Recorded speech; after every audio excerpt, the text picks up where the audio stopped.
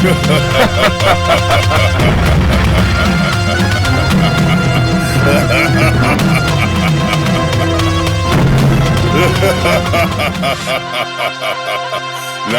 ভৈরবী, পূর্ণিমার দিন তোকে বিনাশ করব, আর মণিটা আমার নিজের কবজায় নেব।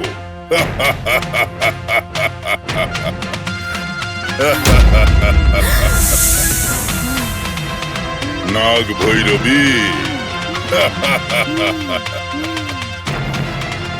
আমার ব্যাপারে তুই কি ভাবছিস? এই, এতদিন ধরে ওই নাগ দেবতা তোকে রক্ষা করেছিল। ওই নাগ দেবতার আমি অষ্টদিক বন্ধন করে দিয়েছি, মন্দিরে বন্দি করেছি ওকে। তোকে আরো বাঁচাতে পারবে না। তোকে এখানে বন্দি করেছি। পূর্ণিমার দিন রাতে তোর বিনাশ করব, আর ওই মনির শক্তি আমি প্রাপ্ত করব।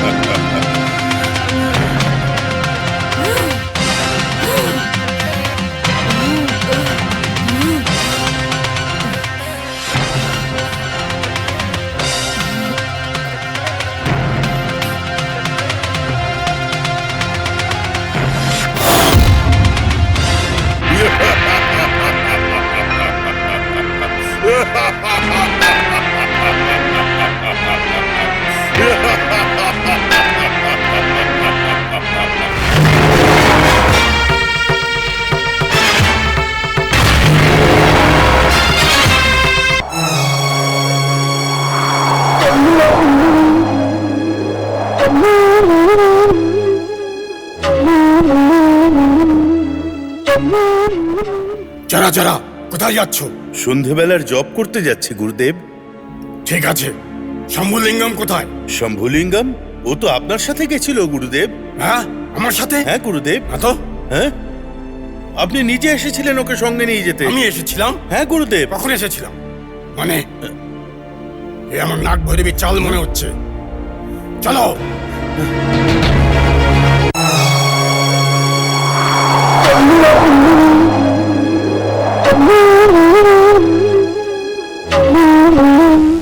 নাগ ভৈরবী বলেছিল যে কোনো রূপেই আসতে পারে, হয়তো ও গুরুদেবের রূপ নিয়েই এসেছে। আমি সব বুঝতে পারছি। তুই আমাকে ধোঁকা দেওয়ার চেষ্টা করছিস নাগ ভৈরবী। আমি জানি গুরুদেব কোথায় আছেন। ছাড়া ছাড়া, কি উল্টো পাল্টা বলছো? আমি তোমার গুরু, আমি তোমার আসল গুরু। আসল গুরু আমি তোমার। এই, তুমি দেখতে পাচ্ছ না ইনি তোমার গুরু না তো কে? আরে ইনি তো তোমারই গুরু। আমি ভবানন্দ। বিশ্বাস করো, তুমি বিশ্বাস করো। তুই আমাকে ধোঁকা দিতে পারবি না নাগ ভৈরবী। আমি জানি গুরুদেব কোথায় আছেন, আর আমি এক্ষুনি যাবো আর ওনার সাথে কথা বলবো। চলে যাও। এই, চলো, চলো। ছাড়া ছাড়া।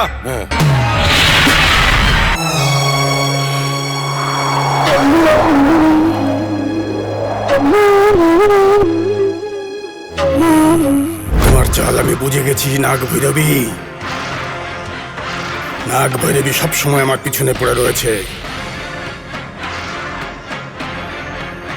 এই রক্ষা কবচ যতক্ষণ তোমার হাতে আছে, তোমার কোনো ভয় নেই। এই কবচকে নিজের থেকে কখনো আলাদা হতে দেবে না।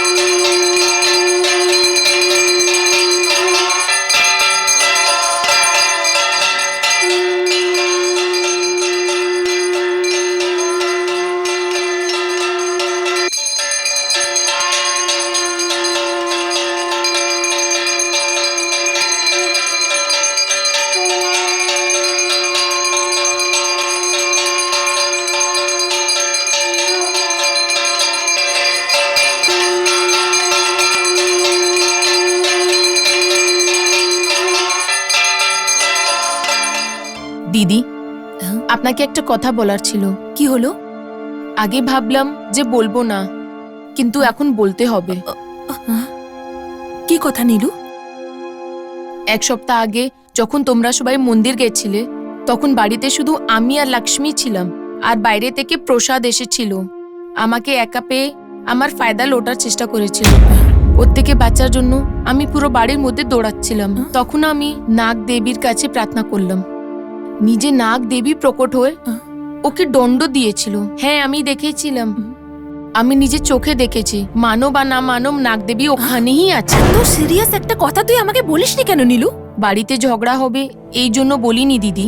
এই কথাটা তুইও কি জানিস জ্যোতি?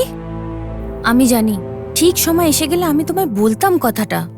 এইটুকুনি কথাটা নয় বৌদি, কাল সন্ধেবেলায় তোমার দাদা, আমি আর নীলু আমরা সবাই ওয়াটারফল দেখতে গিয়েছিলাম। যখন আমরা সবাই নদীর ধার থেকে হেঁটে আসছিলাম, জানি না কি হয়েছিল, নীলু আমাদের সবাইকে হঠাৎ করে ধাক্কা দিয়ে জঙ্গলের দিকে ছুটে চলে গেল। যখন তোমার দাদা জঙ্গলের দিকে খুঁজতে গেল, তখনও একটা সাপের ঘরের সামনে অজ্ঞান হয়ে পড়েছিল।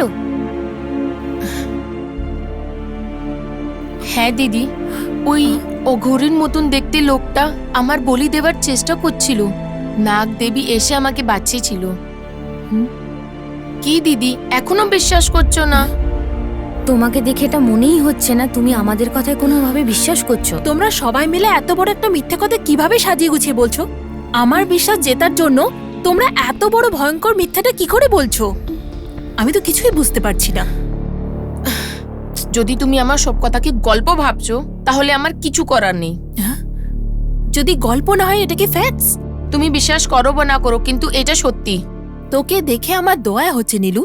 একটা সায়েন্স গ্র্যাজুয়েট হয়ে পাশ করেও এইরকম অন্ধবিশ্বাসে বিশ্বাস করিস? I pity you. সায়েন্স যতই ডেভেলপড হয়ে থাকুক না কেন, দৈবিক শক্তি বলে একটা কথা আছে যে দুনিয়াকে পালন করছে। কিছু লোক এই পাওয়ার দিয়ে মিরাকেলসের অনুভব করে। সবারকার এরকম মিরাকেলস অনুভব করা দরকার। এটা তো সবারকার ভাগ্যে নাও হতে পারে। তুমি ভুল ভেবো না বৌদি। ভাগ্যের ব্যাপারে বলে তোকে ছোট করতে, নিচু করতে চাইছি না। 95% লোক তোর মতনই ঝগড়া করে থাকে। এই কথাটা তুমি মানো আর না মানো, একটা কথা আমি পারফেক্টলি বলতে পারি, এই নাগা সমুদ্রে কিছু তো সুপার পাওয়ার আছে। ওটা নাগা শক্তি হোক, পরাশক্তি হোক, না হলে অন্য কিছু হতে পারে, কিন্তু ওই শক্তি গ্রামকে বাঁচিয়ে রেখেছে, তোমার বাড়ির রক্ষা করছে। তুমি এই শক্তিকে মানো আর না মানো, কিন্তু ওই শক্তির জন্যই তোমার মেয়ে সুস্থ স্বাভাবিকভাবে বাড়ি ফিরে আসবে। আমি এটা বিশ্বাস করি।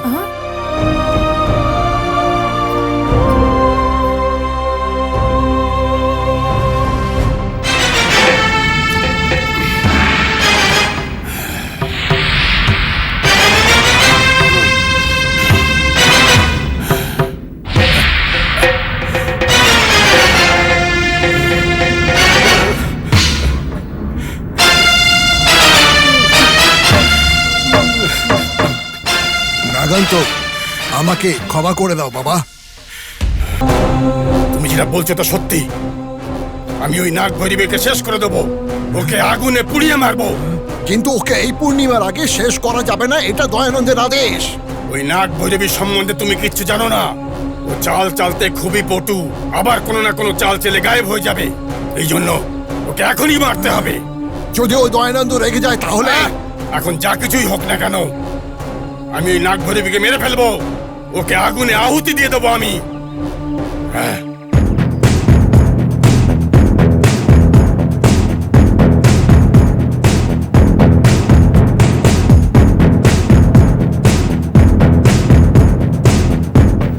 আমি এই অ্যাড্রেসেই থাকব। যদি আমাকে দেখতে ইচ্ছে হয় তাহলে এখানে এসো। এই ঘরের দরজা সবসময় তোমার জন্য খোলা থাকবে। মা, আমি তোমাকে শেষবার জিজ্ঞেস করছি, আপনি আমার সঙ্গে আসবেন কি না? তোমার হায়দ্রাবাদের বাসের টাইম হয়ে গেছে। তাড়াতাড়ি নিজের জামাকাপড় প্যাক করে নাও, না হলে শুভ মুহূর্ত বেরিয়ে যাবে। ওই দিন তোমাদের দুজনকেই বলেছিলাম হরিশের সাথে যখন সোনি চেস খেলছিল, ওই মেয়েটা সোনি ছিল না, অন্য কেউ ছিল। তোমরা দুজনে তো বিশ্বাসই করনি। প্রথমবার যখন হরিশ আর সোনির নিখোঁজের খবরটা পেয়েছিলাম, তখন বাড়িতে বসে পরিষ্কার বুঝতে পারছিলাম সোনি খুব ভয় পাচ্ছিল। বৌদি, এই গ্রামে কালা জাদু করার জন্য অনেক লোক আছে। অনেক অঘরী আছে যারা পূজা পাঠ করে নর বলি দেয়। তার মানে আমার সোনি বলি দেবে? বৌদি, তুমি ভয় পেও না। আমাকে এটা তুমি বলো, কেন আমি ভয় পাবো না জ্যোতি? সকাল হতেই তোমার ভাই এসে যাবে আর জিজ্ঞাসা করবে ও ছোট্ট সোনা মেয়েটা কোথায় গেছে। এটার উত্তর আমি কি দেব বলো? এমনি শাশুড়ি মা কোথায় দিদি? কেন? হয়তো শনি শাশুড়ি মার সাথে গেছে। বড় মার তো মন ভালো ছিল না, সেই জন্য একটু বাগানে ঘুরতে গিয়েছিল, কিন্তু ওনার সাথে তো শনি ছিল না। বৌদি, রাতে আমরা এইভাবে জিজ্ঞেস করেছি, হয়তো ওনার খারাপ লেগেছে। বল না জ্যোতি, ওনাকে কি জিজ্ঞাসা করা হয়েছিল? তুমি বেকার চিন্তা করছো বৌদি, আমারও তোমার মতন সন্দেহ হয়েছিল, সেই জন্য আমি ওকে জিজ্ঞাসা করলাম ও সত্যিকারই শনি তো। উনি কি বললেন? কি আর বলবেন, উনি বললেন ওটা শনি। সোনিকে গিয়ে যদি সোনিয়া বলে তুমি ডাকো, তাহলে উনি কি বলবেন আর বলো? তোমার প্রশ্নগুলো ওনার দুশ্চিন্তার কারণ করে দিয়েছে। কাউকে না বলে শুনে বাইরে চলে গেছে আমার মেয়েটা। জানি না আমার সোনা মেয়েটা কোথায় গেছে, কি করছে এখন। আমার সোনি, সোনি তুই তাড়াতাড়ি ফিরে আয়।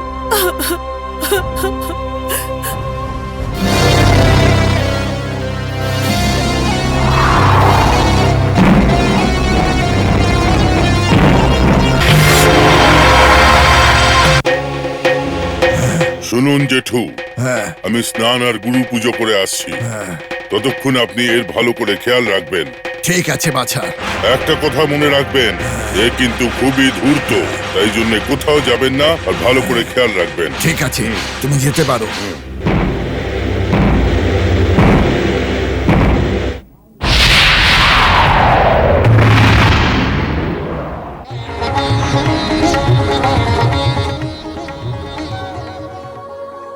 মা লক্ষ্মী, হ্যাঁ ঠাকুর মশাই। কি হয়েছে মা? যখন থেকে এসেছো তখন থেকে দেখছি ওই রূপা দেবী কি এত চিন্তা করছেন। ঠাকুর মশাই, রাত থেকে ইন্দ্রাণীকে দেখতে পাচ্ছি না, জানি না কোথায় চলে গেছে, কিছু বুঝতে পারছি না। বাড়িতে যে থাকে সেই মেয়ে বাইরে কি করে চলে যাবে? এটাই তো ভাবার বিষয়, হঠাৎ করে কোথায় চলে গেছে, কে নিয়ে গেছে, কিছু জানা যাচ্ছে না।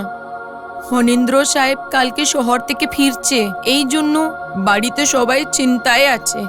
সাক্ষাৎ নাগ দেবতার বাস ওই বাড়িতে, অযথা চিন্তা করো না তোমরা।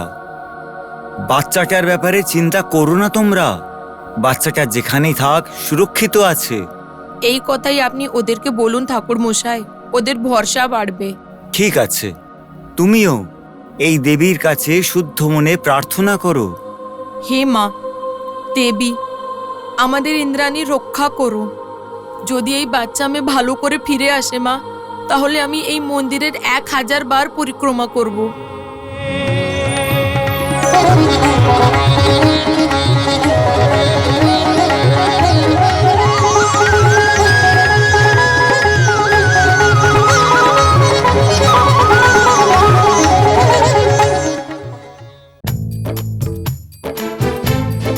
আমি ওকে আমার খেলা দেখেই ছাড়বো, আমাকে দেখেও হয়রান হয়ে যাবে। চলো। Yes sir. Come on. Okay sir.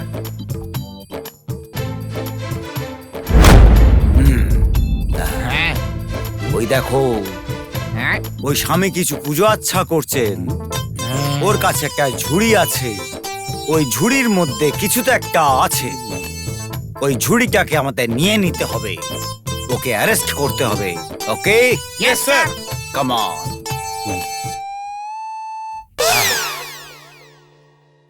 এই, কে তোমরা? Shut up! এখানে কেন এসেছো? আমরা কে? আমি কে? হ্যাঁ, ইন্টারনেট ইন্সপেক্টর অফ ইনভেস্টিগেশন। নাগাদ স্বামীকে অ্যারেস্ট করতে এসেছেন। কেন অ্যারেস্ট করবে? কেন না, এখানে খুন হয়েছে আমরা জানতে পেরেছি, ইনভেস্টিগেশন হবে, যারা যারা ওর সঙ্গে জড়িত তাদের অ্যারেস্ট করতে হবে। আচ্ছা, তোমাদের পরিচয়টা কি? সেটা তো জিজ্ঞেস করবো আমি। তুমি কে বলো? আমি ওর জ্যাঠামশাই, জ্যাঠামশাই বলছে, জ্যাঠামশাই। মানে এখানে যে খুনটা হয়েছে এর সঙ্গে এর কোনো যোগাযোগ আছে? ঠিক বলেছেন, first of sir. All let us take him to the custody, okay? Yes, sir. দাঁড়াও, অ্যারেস্ট হিম। ঝুড়িটা খোলো। এই, এর মধ্যে হাত দেবে না। এই, আমার কাজে যদি বাধা সৃষ্টি করো তুমি শেষ হয়ে যাবে, জেনে রাখো, বুঝলে? ঝুড়িটার মধ্যে কি আছে? মণি সর্প আছে। মণি সর্প মানে সাপটাকে ধরে মেরে ও চামড়া ছাড়িয়ে ওই চামড়া দিয়ে মানি ব্যাগ তৈরির বিজনেস করো তোমরা। শাবাশ, এই ব্যাপার না? দেখো মিস্টার, তোমাকে ছাড়বো না আমি। এই, take him to the custody. Take it, Yes, sir. Take it first. এই কি করছো এটা? তোমরা এটা করতে পারো না। এই, চলে যাও এখান থেকে। খবরদার, তোমার দাড়ি ছিঁড়ে দেবো। এই, চলুন, এই, স্যার। এই, সাপটাকে এখান থেকে নিয়ে যেও না, নিয়ে যেও না। এই, এই, এই, নাগা, দয়ানন্দ, তাড়াতাড়ি এসো, সাপটাকে নিয়ে গেছে ও। তাড়াতাড়ি এসো, নাগান্ত, দয়ানন্দ, তাড়াতাড়ি এসো, তাড়াতাড়ি। কি হয়েছে? কি হয়েছে জ্যাঠামশাই? কি হয়েছে? মনি সর্পটাকে ওরা এসে জোর করে নিয়ে চলে গেছে। সাপটাকে কে নিয়ে চলে গেল? ওরা বলেছিল ওরা পুলিশের লোক, এরকমটা বলে নিয়ে গেল। কি বললে? পুলিশের লোক? ওরা বলেছিল তুমি কোনো হত্যা করেছো, তাই জন্য ওরা তোমাকে বন্দি করে নিয়ে যেতে চেয়েছিল। আর আর এরকমটা বলছিল তোমাকে জেলে পুরে দেবে। এ আপনি কি বলছেন জেঠু?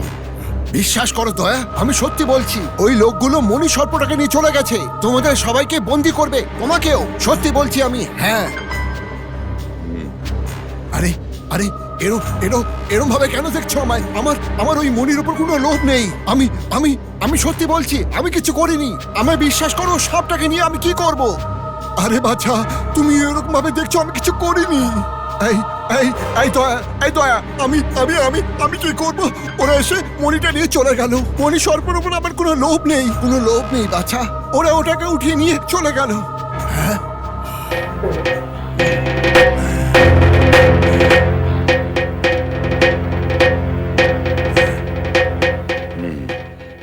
ভাই, এসব কি করে হয়ে গেল? এটা ওই নাগ ভৈরবেরই কীর্তি, দাদা।